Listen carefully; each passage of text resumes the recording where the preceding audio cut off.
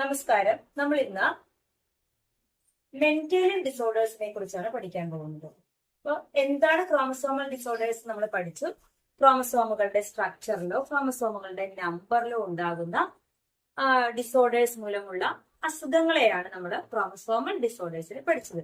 ഇവിടെ നമ്മൾ പഠിക്കാൻ പോകുന്നത് ക്രോമസോമുകളിൽ കാണപ്പെടുന്ന ജീനുകൾക്ക് ഉണ്ടാകുന്ന വൈകല്യങ്ങൾ മൂലമുള്ള ഡിസോർഡേഴ്സുകളാണ്. അത്തരം ഡിസോർഡേഴ്സുകളെ നമ്മൾ മെന്റൽ ഡിസോർഡേഴ്സ് എന്നാണ് വിളിക്കുന്നത്. അതിൽ നമുക്ക് പഠിക്കാനുള്ളത് ഡീറ്റെയിൽഡ് ആയിട്ട് നോക്കുന്നത് first one sickle cell anaemia ആണ്.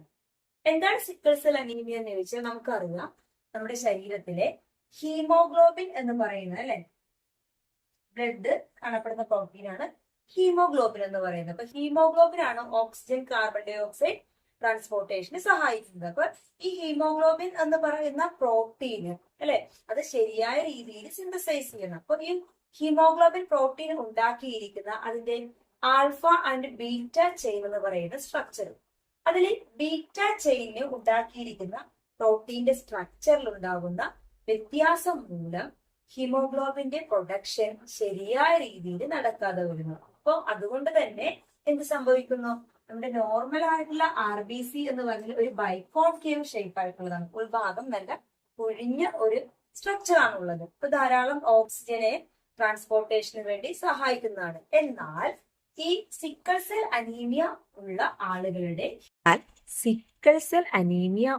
ആളുകളുടെ RBCയുടെ ഷേപ്പ് ഇതുപോലെ ഒരു സിക്കിൾ ആകൃതിയായിട്ട് മാറുന്നു.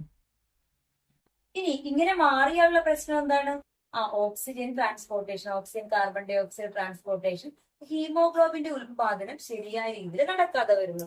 തന്മൂലം ആളിനെ എന്ത് സംഭവിക്കുന്നു, അനീമിക് ആയിട്ട് മാറുന്നു. അപ്പൊ വിളർച്ച എന്ന് പറയുന്നത് അല്ലെ, ഇത് സിവിയർ ആയിട്ടുള്ള അനീമിക് ആയി മാറുകയും അത് മരണത്തിന് വരെ കാരണമാകുകയും ചെയ്യാം. ഇനി എന്താണ് ഇതിന് കാരണമായിട്ടുള്ള ജനറ്റിക് ആയിട്ടുള്ള നമ്മൾ ഇവിടെ നോക്കുന്നത്. ഇതൊരു ഓട്ടോസോം ലിങ്ക്ഡ് റെസസീവ് ട്രൈറ്റ് ആണ്. അപ്പൊ എന്താണ് ഓട്ടോസോമും അല്ലോസോമും നമ്മൾ പഠിച്ചു അല്ലെ. നമുക്ക് 22 ഓട്ടോസോംസുകളുണ്ട്. അതിൽ ഓട്ടോസോമിനെ അഫക്ട് ചെയ്യുന്ന ഒരു ഡിസോർഡർ ആണിത്. ഇനി ഓട്ടോസോം ലിങ്ക്ഡ് റെസസീവ് ട്രൈറ്റ്, സാധാരണയായി നമുക്ക് നമ്മുടെ എല്ലാവരുടെയും ഹീമോഗ്ലോബിന് കാണപ്പെടുന്ന 2 അല്ലീലുകളാണ് HbA HbA. അപ്പൊ ഇങ്ങനെയുള്ള അല്ലീലുകളുള്ള ഒരാളുടെ ഹീമോഗ്ലോബിൻ എന്ന് പറയുന്നത് നോർമൽ ആയിട്ടുള്ളതായിരിക്കും. എന്നാൽ ചില ആളുകളിൽ അല്ലെ ഈ HbA എന്നുള്ളത് റെസസീവ് ആയി പോകുന്നു. അപ്പൊ റെസസീവ് ആകുക എന്ന് പറഞ്ഞാൽ അതവിടെ എക്സ്പ്രസ് ചെയ്യാതിരിക്കുക. അപ്പൊ അങ്ങനെയുള്ള ആളുകളെ നമ്മൾ HbS എന്നാണ് റെപ്രസെന്റ് ചെയ്യുന്നത്. അപ്പൊ HbS എന്ന് പറയുന്ന ഘടനയാണ് ഉള്ളതെങ്കിൽ ഇവിടെ അത് റെസസീവ് ആയി പോകുന്നു. ആ ഒരു ഹീമോഗ്ലോബിനെ പ്രൊഡ്യൂസ് ചെയ്യാനുള്ള ശേഷി ഇല്ലാതെ ആകുന്നു. അപ്പൊ ഇത് എങ്ങനെയുള്ളതാകുന്നു, സിക്കിൾ സെൽ ആയിട്ടുള്ള ഒരു വ്യക്തിയായിരുന്നു. എന്നാൽ നമുക്കറിയാം 2 അല്ലീലുകൾ ഒരെണ്ണം എയും ഒരെണ്ണം എസുമായിട്ടാണ് ഇരിക്കുന്നതെങ്കിൽ റെസസീവ് ഫാക്ടർ അവിടെ ഒരെണ്ണമേ ഉള്ളൂ. ഒരെണ്ണം എങ്ങനെയുള്ളതാണ്, അനോർമൽ ആയിട്ടുള്ള അല്ലീലാണെങ്കിൽ ഇയാള് ഒരു ക്യാരിയർ ആയിരിക്കും. അതായത് ഒരു അസുഖത്തെ ക്യാരി ചെയ്യുന്ന വ്യക്തിയാണ്. അയാൾക്ക് പൂർണ്ണമായി രോഗമുള്ള ആളല്ല, കാരണം ഹീമോഗ്ലോബിനെ കൺട്രോൾ ചെയ്യുന്ന ഫാക്ടർ ഉണ്ട്. എന്നാൽ അടുത്ത ജനറേഷനിലേക്ക് ഇത് വേണമെങ്കിൽ കൈമാറ്റം ചെയ്യപ്പെടാം. അപ്പൊ 3 കണ്ടീഷൻസ് ആണ്. നോർമൽ HbA ആണ്. ഇനി സിക്കിൾ സെൽഡ് ആയിട്ടുള്ള ഒരാൾക്ക് HbS HbS ആയിരിക്കും, അല്ലെങ്കിൽ ക്യാരിയർ ആണെങ്കിലോ HbA HbS ആയിരിക്കും. ഇത് ഓട്ടോസോം ലിങ്ക്ഡ് റെസസീവ് ട്രൈറ്റ് ആയതുകൊണ്ട് തന്നെ മെയിലിനും ഫീമെയിലിനും ഇത് ഉണ്ടാകാനുള്ള സാധ്യതയുണ്ട്. ഇനി എന്താണ് ഇതിന്റെ കാരണം എന്ന് നോക്കാം. അപ്പൊ ഹീമോഗ്ലോബിൻ എന്ന് പറയുന്ന ഒരു പ്രോട്ടീൻ ആണെന്ന് പറഞ്ഞു. അപ്പൊ ഈ പ്രോട്ടീൻ ഉണ്ടാകണമെങ്കിൽ ചെറിയ യൂണിറ്റുകളായ അമിനോ ആസിഡുകൾ ജോയിൻ ചെയ്തിട്ടാണ് വലിയ ഒരു പ്രോട്ടീൻ ആയിട്ട് മാറുന്നത്. അത്തരത്തിലുള്ള ഒരു ബീറ്റ ഗ്ലോബിന്റെ സ്ട്രക്ചർ ആണ് ഇവിടെ കൊടുത്തിരിക്കുന്നത്. ഒരു ഹീമോഗ്ലോബിന്റെ സ്ട്രക്ചറിൽ വരുന്ന ഇവിടെ നമ്പർ ചെയ്തിട്ടുണ്ട് 1 2 3 4 5 6 7 എണ്ണമാണ് ഇവിടെ നമുക്ക് അമിനോ ആസിഡിനെ തന്നിരിക്കുന്നത്.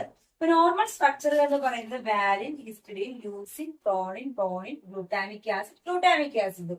എന്നാൽ നമ്മുടെ അബ്നോർമൽ അല്ലെങ്കിൽ സിക്കിൾ സെൽഡ് എന്ന് പറയുന്ന ഒരാളുടെ സ്ട്രക്ചർ നമുക്കിവിടെ നോക്കാം. എന്താണ് വ്യത്യാസം? ഈ 6th പൊസിഷനിൽ ഗ്ലൂട്ടാമിക് ആസിഡ് വരേണ്ട സ്ഥലത്ത് എന്താണ് കാണുന്നത്, VAL എന്ന് എഴുതിയിരിക്കുന്ന ഒരു സ്ട്രക്ചർ, അതായത് വാലിൻ എന്ന് പറയുന്നത്. അപ്പൊ നോർമൽ ആയിട്ടുള്ള ഹീമോഗ്ലോബിൻ ചെയിനിലെ 6th പൊസിഷനിലെ ഗ്ലൂട്ടാമിക് ആസിഡ് ആണ് വരേണ്ടത്. എന്നാൽ സിക്കിൾ സെൽഡ് ആയിട്ടുള്ള ആളുകളിലെ ഗ്ലൂട്ടാമിക് ആസിഡ് അല്ല, മറിച്ച് വാലിൻ എന്ന് പറയുന്ന ഒരു അമിനോ ആസിഡ് ആണ് ഇവിടെ കാണുന്നത്. അപ്പൊ എന്ത് സംഭവിക്കുന്നു? ആ ടോട്ടൽ ആയിട്ടുള്ള ആ പ്രോട്ടീന്റെ നിർമ്മാണത്തിൽ ചെറിയൊരു വ്യത്യാസം സംഭവിക്കുന്നു. അപ്പൊ ഇങ്ങനെ ഉണ്ടാകുന്ന ഈ ഡിസോർഡർ ആണ് സിക്കിൾ സെൽ അനീമിയക്ക് കാരണം. അപ്പൊ പരീക്ഷയ്ക്ക് എപ്പോഴും ചോദിക്കുന്നതാണ്, എന്താണ് സിക്കിൾ സെൽ അനീമിയയുടെ കാരണം? നോർമൽ ചെയിൻ ഓഫ് ഹീമോഗ്ലോബിൻ എന്ത് സംഭവിക്കുന്നു? 6th position of the haemoglobin chain അല്ലെ എന്താണ് വരേണ്ടത്? ഗ്ലൂട്ടാമിക് ആസിഡ് ആണ്, വിച്ച് ഈസ് റിപ്ലേസ്ഡ് ബൈ വാലിൻ. അപ്പോ 6ാമത്തെ പൊസിഷനിലെ ഗ്ലൂട്ടാമിക് ആസിഡിന് പകരം വാലിൻ വന്നാൽ ഇത് ഒരു സിക്കിൾഡ് സെൽഡ് ആയിട്ടുള്ള ഹീമോഗ്ലോബിനെയാണ് ഉണ്ടാക്കുന്നത്. ഇനി ഈ ഗ്ലൂട്ടാമിക് ആസിഡ് എന്ന് പറയുന്നത് കൺട്രോൾ ചെയ്യുന്ന ജീന്, ഈ ഓരോ അമിനോ ആസിഡുകളും ഓരോ ജീനുകളെയാണ് കോഡ് ചെയ്യുന്നത്. അപ്പൊ ഈ 6th പൊസിഷനിലുള്ള ഗ്ലൂട്ടാമിക് ആസിഡ് എന്ന് പറയുന്നത് GAG എന്ന് പറയുന്ന ഒരു സ്ട്രക്ചർ ആണ്, ഗ്വാനിൻ അഡിനിൻ ഗ്വാനിൻ. എന്നാൽ വാലിൻ എന്ന് പറയുന്നതോ, വാലിൻ എന്ന് പറയുന്നത് GUG ആയിട്ട് മാറുന്നു. അതായത് ഇവിടെ എന്താ വ്യത്യാസം? അഡിനിൻ എന്നുള്ള ആ ഒരു സ്ട്രക്ചർ മാറി അവിടെ യുറാസിൽ എന്ന് പറയുന്ന ഒരു സ്ട്രക്ചർ ആണ് കാണപ്പെടുന്നത് അല്ലെ. ഒരു സിംഗിൾ ബേസ് ആണ് മാറിയത്.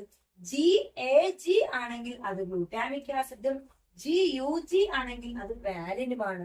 ഇവിടെയുള്ള വ്യത്യാസത്തിന്റെ കാരണം ഒരു സിംഗിൾ ബേസ് പെയറിൽ ഉണ്ടായ വ്യത്യാസമാണ്. അതിനെ നമ്മൾ പോയിന്റ് മ്യൂട്ടേഷൻ എന്നാണ് വിളിക്കുന്നത്. അപ്പൊ മ്യൂട്ടേഷൻ എടുത്ത സമയത്ത് നമ്മൾ പറഞ്ഞു അല്ലെ, ഒരു സിംഗിൾ ബേസ് പെയറിൽ ഉണ്ടാകുന്ന വ്യത്യാസമാണെങ്കിൽ അത്തരം മ്യൂട്ടേഷനുകളെ നമ്മൾ പോയിന്റ് മ്യൂട്ടേഷൻ എന്ന് വിളിക്കുന്നു. അപ്പോ സിക്കിൾ സെൽ അനീമിയയുടെ കാരണം എന്താണ്? Point mutation. പരീക്ഷക്ക് ചോദിക്കുന്നതാണ്, എന്താണ് പോയിന്റ് മ്യൂട്ടേഷൻ? ചെയിനിന്റെ സിംഗിൾ ബേസ് പെയർ.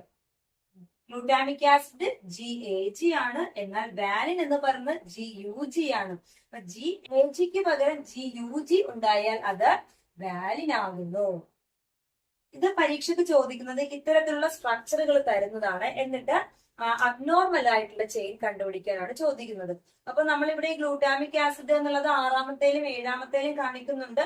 നമ്മൾ ശ്രദ്ധിക്കേണ്ടത് 6th പൊസിഷനിലുള്ളത് ഏതാണെന്ന് നോക്കണം. 6th പൊസിഷനിൽ ഗ്ലൂട്ടാമിക് ആസിഡ് ആണ്, അല്ലെങ്കിൽ GAG എന്നായിരിക്കും അവിടെ കൊടുത്തിരിക്കുന്നത് അല്ലെ. ഇതാണ് എങ്കിൽ ഇതൊരു നോർമൽ ആയിട്ടുള്ളതായിരിക്കും. എന്നാൽ അവിടെ GUG ആയാൽ അതൊരു വാലിനെയാണ് പ്രൊഡ്യൂസ് ചെയ്യുന്നത്, അതൊരു സിക്കിൾ സെൽഡ് ആയിട്ടുള്ളതായിരിക്കും. അപ്പോ ഇങ്ങനെയുള്ള ആളുടെ RBC എന്ന് പറയുന്നത് സിക്കിൾഡ് ഷേപ്പ് ആയിട്ട് മാറുന്നു, ഓക്സിജനെ ക്യാരി ചെയ്യാനുള്ള കഴിവ് കുറയുന്നു, തന്മൂലം അനീമിക് ആകുന്നതിനുള്ള സാധ്യതയും ഉണ്ടാകുന്നു. അപ്പോ പരീക്ഷയ്ക്ക് ചോദിക്കുന്ന ഏറ്റവും പ്രധാനപ്പെട്ട ഒരു പോർഷൻ ആണ് മെന്റേലിയൻ ഡിസോർഡേഴ്സിൽ വരുന്ന സിക്കിൾ സെൽ അനീമിയ.